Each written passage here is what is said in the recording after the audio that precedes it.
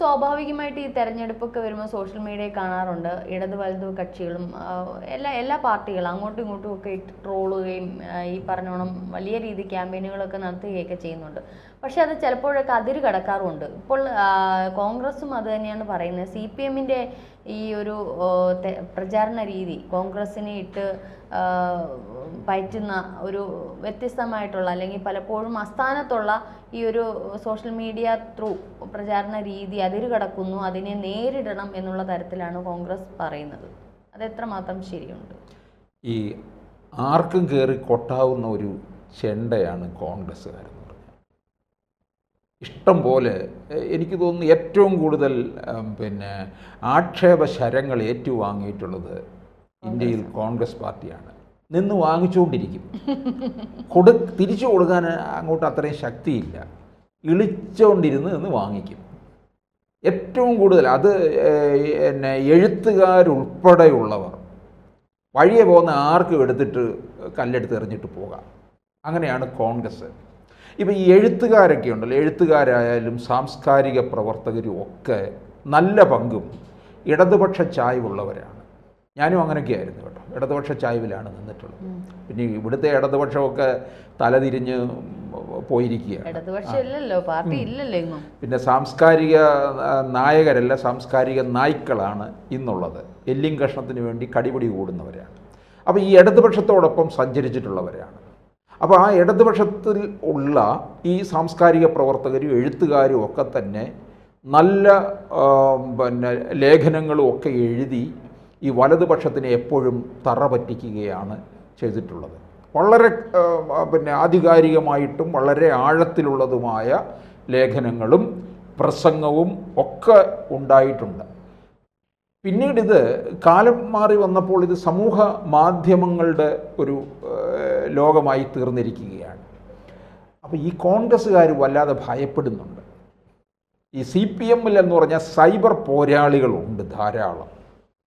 പണ്ട് കമ്പ്യൂട്ടർ വരുന്നതിനെ ഏറ്റവും അധികം എതിർത്തിരുന്ന പാർട്ടിയാണ് CPM. അവരിലാണിപ്പോൾ ഈ സൈബർ പോരാളികൾ കൂടുതലുള്ളത്. അവർ കോൺഗ്രസിനെ ഇട്ട് അലക്കി ഒരു പരുവത്തിലെത്തിക്കും. ഇല്ലാത്ത കാര്യങ്ങൾ, അത് CPM-ൻ്റെ ഒരു പ്രത്യേക കഴിവാണ്. ആടിനെ പട്ടിയാക്കുക അല്ലേ, ഇങ്ങനെയൊക്കെയുള്ള ചില കാര്യങ്ങളുണ്ട്. അപ്പം ഈ കോൺഗ്രസിനെ ഏത് തരത്തിൽ തേജോവധം ചെയ്യാനും CPM-കാർക്ക് അറിയാം. അത് സമൂഹ മാധ്യമങ്ങളിലൂടെ ആയാലും അവരുടെ ദേശാഭിമാനി പത്രത്തിലൂടെ ആയാലും പഴയ കഥകൾ ഉൾപ്പെടെ എടുത്തുകൊണ്ടുവന്ന് അലക്കി ഇവരെ ഇല്ലായ്മപ്പെടുത്തുന്ന രീതി, അതിവർക്ക് ഭയമുണ്ട്. അതുകൊണ്ടാണ് ഇപ്പോൾ കോൺഗ്രസ്സുകാർ പറയുന്നത് ഇതിനെതിരെ നമ്മൾ വലിയ ജാഗ്രത പുലർത്തേണ്ടിയിരിക്കുന്നു. ഏത് രീതിയിലും, കാരണം സമൂഹ മാധ്യമങ്ങളിൽ വരുമ്പോൾ അത് പെട്ടെന്ന് എല്ലാവരിലേക്കും അങ്ങ് എത്തുകയാണ്, വൈറലാകുകയാണ്. അത് വലിയ തിരിച്ചടി ഉണ്ടാക്കും. അപ്പം അതൊരു പക്ഷേ 2026 പ്രതീക്ഷയ്ക്ക് പോലും മങ്ങലേറ്റ് കഴിയും. അത് ഇടയാക്കരുത്. അത് വളരെ കരുതലോടുകൂടി ഇപ്പോൾ എല്ലാ പാർട്ടികൾക്കും സമൂഹ മാധ്യമങ്ങൾ കൈകാര്യം ചെയ്യാനായിട്ട് പ്രത്യേക സെല്ല് തന്നെ ഉണ്ടല്ലോ, മീഡിയ സെല്ല് തന്നെ പ്രവർത്തിക്കുകയാണ്. എല്ലാ ഓൺലൈൻ ചാനലുകളും വാച്ച് ചെയ്യാനായിട്ട് ഇപ്പോൾ പിണറായിയുടെ നേതൃത്വം തന്നെ CPM-നാണെങ്കിൽ അതൊരു പ്രത്യേക, മുഖ്യമന്ത്രിക്ക് തന്നെ അതിനൊരു പ്രത്യേക സെല്ല് തന്നെ പ്രവർത്തിക്കുന്നുണ്ടെന്നുള്ളതാണ്. അത് അത്തരത്തിലേക്ക് കാര്യങ്ങൾ മാറി എന്നുള്ളതാണ്. അപ്പോൾ കോൺഗ്രസ്സിനും ഇതുപോലെ സെല്ലുണ്ട്, അതിൻ്റെ തലപ്പത്തുമൊക്കെ പ്രധാനികളും ഒക്കെ ഇരുന്നിട്ടുള്ളതാണ്. പക്ഷേ അവർക്കത് ഈ മറ്റുള്ളവരെ പോലെ അത് വേണ്ട തരത്തിൽ അനുകൂലമാക്കി മാറ്റിയെടുക്കാൻ കഴിയാതെ പോയി എന്നുള്ളതാണ്. കോൺഗ്രസ്സിന് ഭയമുണ്ടെന്നുള്ളതാണ് CPM-ന് ഇക്കാര്യത്തിനകത്ത്. കാരണം CPM അല്ലേ, എന്തിനാ ഒരു കുറവ്? പണത്തിന് കുറവില്ല അവർക്ക്. ഭരിക്കുന്ന കാലത്ത് അവർ നന്നായിട്ട് ഉണ്ടാക്കും. ദേശാഭിമാനിക്ക് കേരളത്തിലെ കണ്ണായ സ്ഥലങ്ങളിലെല്ലാം തന്നെ ജില്ലാ ആസ്ഥാനങ്ങളിൽ ഓഫീസുണ്ട്. തിരുവനന്തപുരത്ത് ഹൃദയത്തിലാണ് ഇരിക്കുന്നത് ദേശാഭിമാനിയുടെ ഓഫീസ് എന്ന് പറയുന്നത്, കൈരളിയുടെ. അവർ അധികാരത്തിലിരിക്കുമ്പോൾ അത് ഉണ്ടാക്കി. ഇനി 5 വർഷം 10 വർഷം അധികാരമില്ലെന്നുണ്ടെങ്കിലും അത് അത്രത്തോളം സ്റ്റോർ ചെയ്തിട്ടുണ്ട്, പണവും ആസ്തിയും ഒക്കെ തന്നെ. ഇപ്പോൾ ഞാൻ നോക്കാം, കോൺഗ്രസിൻ്റേതാണ് ജയ് ഹിന്ദ് ചാനൽ. എന്ത് ഗുണമുണ്ട്? അവിടെ ശമ്പളം കൊടുക്കുന്നില്ല, അറിയാമോ?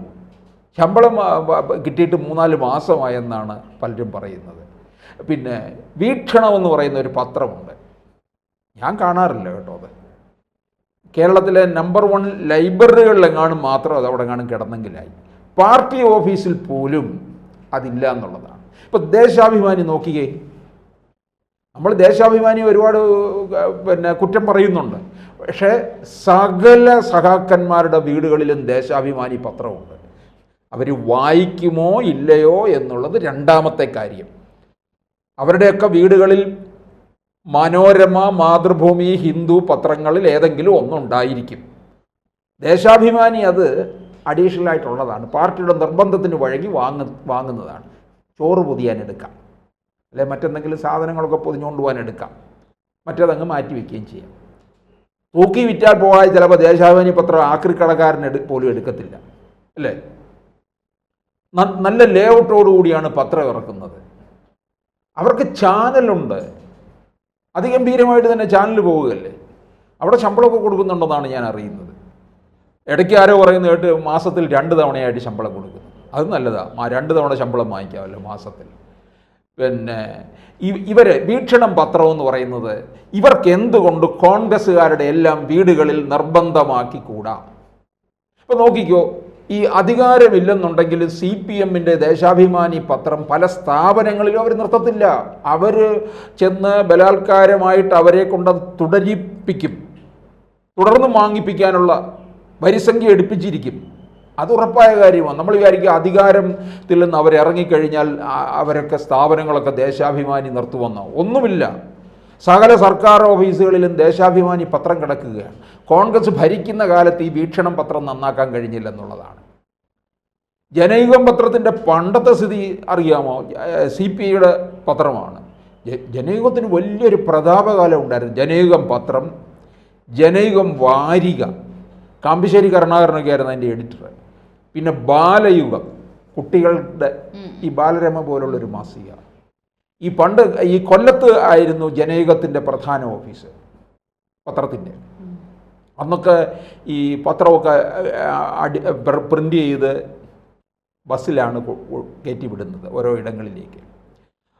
വൈകുന്നേരം ആകുമ്പോൾ രാത്രി ഒരു 10 മണി കഴിയും, 11 മണി 12 മണിയൊക്കെ ആകുമ്പോഴത്തേന് ഈ കൊല്ലത്ത് കടപ്പാക്കട ജംഗ്ഷനിലാണ് ഈ ജനയുഗത്തിൻ്റെ ഓഫീസ്.